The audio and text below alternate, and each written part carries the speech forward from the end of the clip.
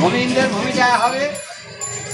যদি ধরি পশ্চিমবাংলায় 100টা চাকরি দেবো, তাহলে এখানে দেখা যাচ্ছে 65টা মায়েরা পাবে, মেয়েছেলা, আর মেয়ে ছেলেরা পাবে 35টা। কেন মেয়েরা 65টা পাবে? তার কারণ হচ্ছে এই মেয়ে ছেলে সংসারে হাসি আর বেটা ছেলে চামচিকে, তাহলে সংসারটা ভারী হয়ে যায়।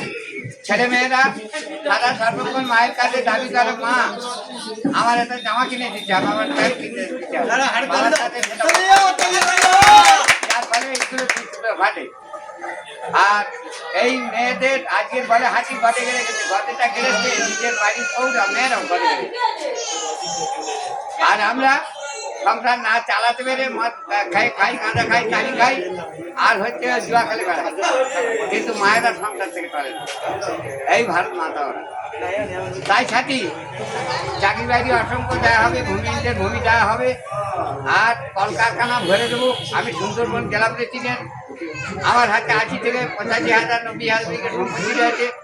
আপনারা পাশে আসুন, এই সম্পত্তি পরিবর্তন করে দেওয়া হবে, যাদের ভূমি নেই তাদের দেওয়া হবে।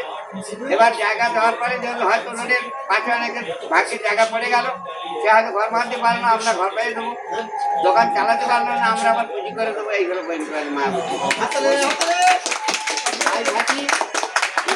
না দিয়ে এইভাবে আপনারা জনসংযোগ করুন। আমি জয়নগর ফুলতলি কেন্দ্রের প্রার্থী। এখানে এ পর্যন্ত ফুলতলি আমার ভোট কালেকশন হয়েছে, প্রায় কালেকশন হয়েছে।